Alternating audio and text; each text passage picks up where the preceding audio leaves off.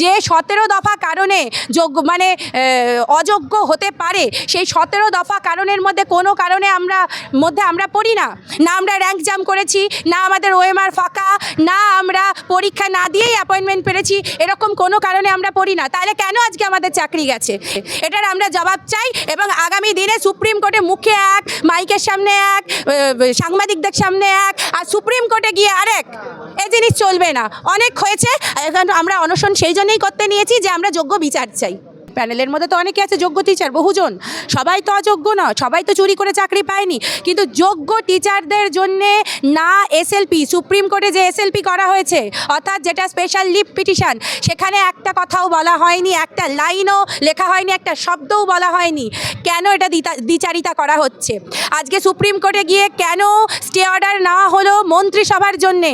মন্ত্রিসভাকে বাঁচানো হবে, আর যারা আমরা যোগ্য শিক্ষক শিক্ষিকা গ্রুপ সি গ্রুপ ডি সবাই রয়েছে তাদের বাঁচানো হবে না? আমাদের অন্যায়টা কোথায়?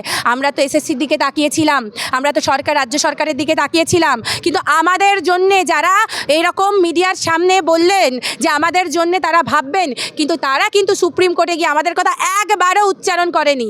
তাই আজকে আমাদেরকে অনশনে বসতে হয়েছে, যাতে সামনের সোমবারে আবার আমরা জানি যে এসএসসি নিয়ে আবার একটা শুনানি আছে, তো সেখানে যাতে অবশ্যই এই ব্যাপারটা চোখে আসে, এবং যারা আমাদের কমিশন, স্কুল সার্ভিস কমিশন রয়েছে, তারা যেন যোগ্যদেরকে অযোগ্যদের থেকে আলাদা করে, এবং যারা দুর্নীতি করে আমরা চাকরি পাইনি, আমরা কোনো অন্যায় করিনি, আমরা চাকরি আমাদের ফেরত চাই। আমাদের একটাই প্রশ্ন, হোয়াট ইজ আওয়ার ফল্ট?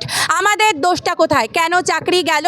আর আপনি জিজ্ঞেস করলেন তো যে সামনের দিন শুনানি আছে, তাও কেন বসেছি? কারণ আমরা এই এসএসসির ওপর ভরসা রাখি না, কারণ এসএসসি বিগত দিনেও বারবার হাইকোর্টকে কিন্তু যোগ্য আর অযোগ্যদের তফাৎ করে দেয়নি, আর আজকেও এখনও অবধি দেয়নি। তাই আমাদের একটাই দাবি, এসএসসি যোগ্য আর অযোগ্যদের তফাৎ করুক, করে সুপ্রিম কোর্টে দিক এবং জানাক, এবং যোগ্যদের জন্যে এসএসসি কথা বলুক। যোগ্যদের জন্যে একবারও কিন্তু এসএসসি কথা বলছে না। আমাদের এটাই দাবি, এসএসসি যোগ্যদের কথা বলুক এবং বিচার করে দিক যে কারা যোগ্য। কিন্তু ব্রাত্য বসু যে কথাটা বলেছিল যে চাকরি যারা গেছে তাদেরকেও বেতন দেওয়া হবে, সেরকম দেখলাম যে বেতন পর্যন্ত দেওয়া হলো। দেখুন, একটা কথা বলি, এপ্রিল মাসের বেতন দেওয়া হয়েছে।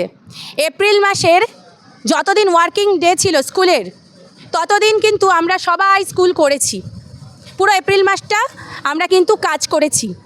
এবং আমাদের 19 তারিখে না, আমাদের 20 তারিখে লাস্ট স্কুল হয় শনিবারে, তারপরে গরমের ছুটি পড়ে যায়, রবিবার ছিল মাঝে একদিন, 22 তারিখ থেকে গরমের ছুটি পড়ে, এবং সেই 22 তারিখেই কিন্তু আমরা দেখি যে এই জাজমেন্টটা আসে যে পুরো প্যানেল ক্যান্সেল। তাহলে যে এপ্রিল মাসে পুরো স্কুলটা আমরা করেছি সেটার আমাদের বেতন দিয়েছে, কিন্তু আজকে যদি এই প্যানেল ক্যান্সেল অবস্থায় থেকে যায়, তাহলে তো আগামী দিনে আমরা চাকরিহারা হব।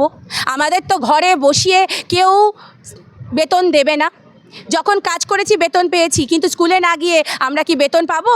আপনারা কি কথা দিতে পারেন যে স্কুলে না গিয়ে আমাদের বেতন দেবেন? এবং সেটাও কি ঠিক? তো আমাদের একটাই কথা, আমরা যারা যোগ্য রয়েছি তারা আমরা স্কুলে ফেরত যেতে চাই, আমরা নিজের কর্মক্ষেত্রে ফিরে যেতে চাই, নিজেদের সম্মান ফিরে পেতে চাই, এবং অবশ্যই কাজ করে কাজের জন্য যোগ্য যে আমাদের বেতন সেটাও আমরা পাবো, নিশ্চয়ই পাবো। কিন্তু আমাদের যেন রাজ্য সরকার এবং এসএসসি কোনোভাবে না আটকায়, আমাদের জন্য তারা যেন চিন্তা করে, যেন তারা তফাৎ করে যোগ্যদের জন্য যেন একটা লিস্ট বানিয়ে অবশ্যই দেয়।